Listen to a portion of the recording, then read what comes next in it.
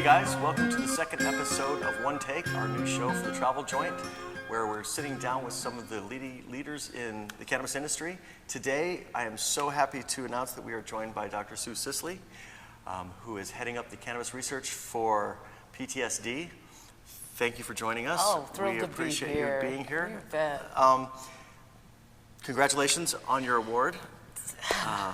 It was really awkward. You're talking about the Researcher of the Year? Yes. Yeah, I think that was probably misplaced because I'm actually not, we haven't been able to implement any of our research. So I'm really just an expert in the barriers to research. We've been fighting now for over 5 years to get this study underway and haven't been able to even get started. But I was, grateful. This Americans for Safe Access is a terrific organization that's been, advocating. It was an honor to be part of it. And the best thing about it was I got to bring all the military veterans up on stage with us to thank them for all they've done to kick down the doors of the government. They've been fighting shoulder to shoulder with us, trying to help the government understand the dire need for this work. So that was great. Well, congratulations. Thank you. Congratulations.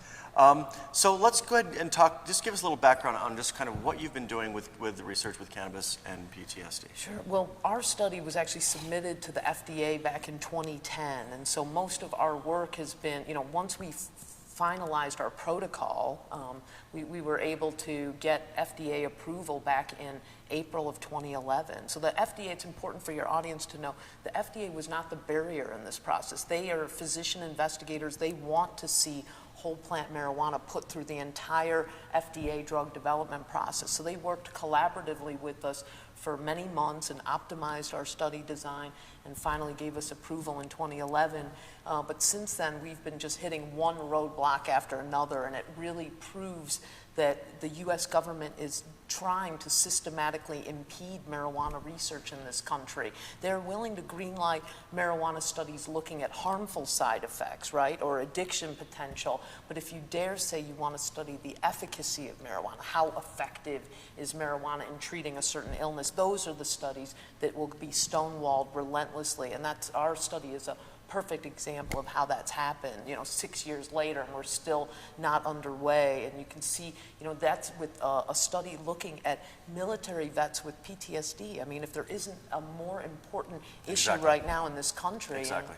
So I think, our study is a randomized controlled trial. We're looking at 4 different strains of smoked marijuana, and we're going to be studying 76 veterans in 2 different sites. So my site is in Scottsdale, Arizona, and then the other site is at Johns Hopkins University. So that was a wonderful partnership that after I got terminated from the University of Arizona Medical School, suddenly we gained this fabulous partnership with Johns Hopkins and a $2.2 million grant from the Colorado Health Department. So it was kind of the best comeback story of last year. Wow. So that's great. So I wonder why the government is like that, because didn't they patent cannabis as medicine like years ago? That's the hypocrisy of this, is that, it's clear that they acknowledge the medical benefit, but they're not willing to declare that publicly. So the law enforcement is in charge of deciding on the scheduling of drugs. And of course, law enforcement has a vested interest in keeping marijuana illegal. So they will maintain that scheduling. They'll make sure it stays in Schedule 1. Prison systems. That's right. That's right. There's a lot of big, powerful groups in this country that want to make sure that prohibition maintains. And, so this is what we're up against. The same people who want to keep marijuana illegal also want to make sure that marijuana research never sees the light of day. That if our study like ours was ever able to be published in a peer-reviewed medical journal, that's very damaging to their business model, right? Because private prisons and law enforcement all benefit from making sure that the medical community never acknowledges marijuana as medicine. And our study, finally, we're going to be collecting really objective data on the benefits and the risks of marijuana within the same study. So this is a study that can have a lot of credibility and really influence the thinking of the medical community, which is exactly why the opponents of marijuana have to suppress this, Yeah, it's interesting. What exactly, how does it help? I mean, That's what we don't know for sure, but the guess is that, you know, the cannabinoids in whole plant marijuana penetrate the blood-brain barrier. They interact with, you know, they lock into the CB1 receptors in those parts of the brain that mediate mood and anxiety and memory.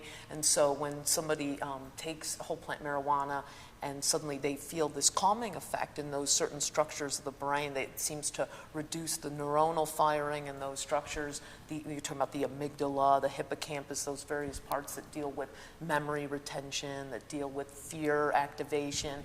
So patients often will describe this phenomenon where they are, you know, they have this chronic sleep deprivation from these recurrent nightmares and flashbacks, and suddenly they use cannabis, and for the first time ever, they get a good night's sleep. They're able to, you know, initiate sleep, suppress all these flashbacks and nightmares, and wake up for the first time feeling refreshed. They actually can take on the day and be functional, and might even be able, you know, have the motivation to get a job for the first time. So it's really exciting, the potential for this, because, you know, when I treat PTSD, I have to give them a different prescription for each target symptom. And, you know, PTSD has so many different criteria, the anxiety, the sleep problems, the hypervigilance, the nightmares, the depression. So every one of those target symptoms gets a different prescription. That's what these veterans hate. Wow. They end up on what they call a combat cocktail, which is all these scripts interacting with each other, all these awful side effects. So the notion that a single plant could provide that one intervention that treats the entire array of PTSD symptoms is such a fantastic, I mean, it's such a thrilling concept.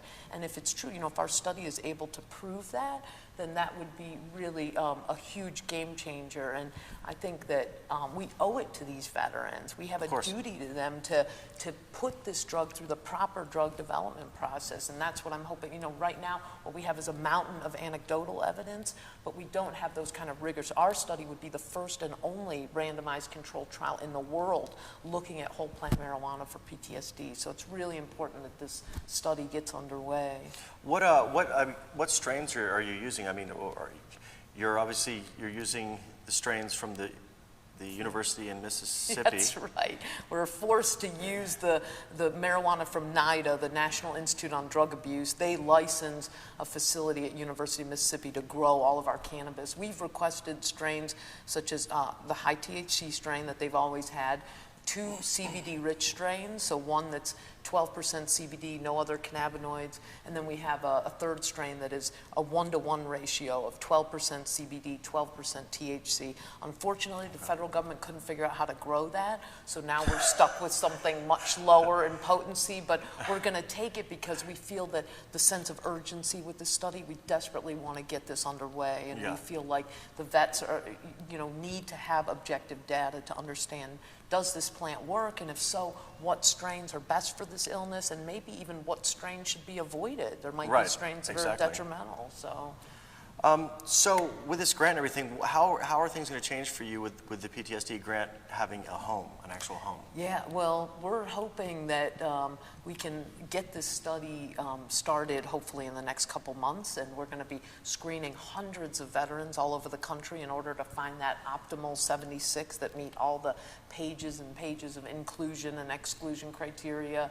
And these vets basically will put through the gauntlet of, you know, they'll be randomized into one of those 4 different strains of marijuana, and then they'll be asked to administer the marijuana at home, and then they'll be cut off the marijuana weeks at a time to see how they react to that, what happens when they're no longer allowed to have study drug, and do their PTSD symptoms relapse. So we'll be documenting all of that, and then hopefully by the end of this 2-year process, we'll have excellent data that is beyond reproach that will be publishable in a peer-reviewed medical journal. So this is 74 veterans for 12 weeks? Yeah, 76 vets for 12 weeks at a time, staggered over 2 years. So it's going to be a really interesting process. And we have a lot of documentarians that have been wanting to follow this process. They're going to be, you know, picking certain vets to follow through their journey, and I think it'll be a fascinating story. Everybody, you know, the public is really curious about how marijuana research happens in this country. What are the logistics? So it'll be a great story to tell. We hope you let us come back later. We can fill you in. For sure. So we know what just happened in Colorado. Yeah. Basically, they said that PTSD is not a clinical Yeah. for medical marijuana. What were your thoughts when that happened? It was a heartbreaking day because these vets have been fighting year after year in Colorado to get the PTSD added, and to see all these other, now we have 13 other states that have added PTSD as a qualifying condition. Colorado, they act like they're the most progressive, and yet the elected officials or the appointed folks on the Board of Health refuse to acknowledge that this could be a viable treatment for them. You know, one of the things they said was that they had to wait for our study in order to make a judgment on this. And we said, look, there's already data published that confirms that marijuana has therapeutic benefit for PTSD, but they didn't feel that that rose to the level. They're looking for randomized controlled trials, and we couldn't give it to them because our study has been blocked for so long. So instead we have observational studies and case series, but they wouldn't accept that that was valid enough. So, Yeah. so in the interim, then these veterans are going to continue to suffer, or they'll continue to buy on the black market. And it's really shameful. And I think what you're doing with the medical refugee program is a huge help, to so many of these vets need to relocate in order to go to states Yeah. where they... There's so many of them are yeah. veterans. It's like 60% of them are veterans. Gosh, yeah. So I'm so grateful that there's a mechanism out there to help them. We need to really publicize that widely. Yeah, we're getting it. We're starting to. We've got it all built out, and now we're going to start having companies come in and help fund it and help with employment and stuff like that. Very good. So are there any websites and stuff that you think our viewers would be interested if they want to get more information on what you're doing? Yeah, I would say the best one is maps.org, so Okay. maps.org. The MAPS is a nonprofit based in Santa Cruz that's sponsoring the study, and so they'll have regular updates about where the study's at and how people can be screened. And of course, on my Facebook page, if people go to Sue Sisley, MD, the vets put together a page that's going to be updating folks regularly. So Great. yeah. Well, we appreciate the work you're Got doing. it, man. You And got it. thank you for joining us. Thank you for educating us. Thrilled to be Thanks here. for all the work you're doing. You bet. And we'll see you in HempFest. Sounds We'll see you in good. HempFest in a There few you- days. All right. We'll see you in excited. Seattle. That's great. So that does it for us.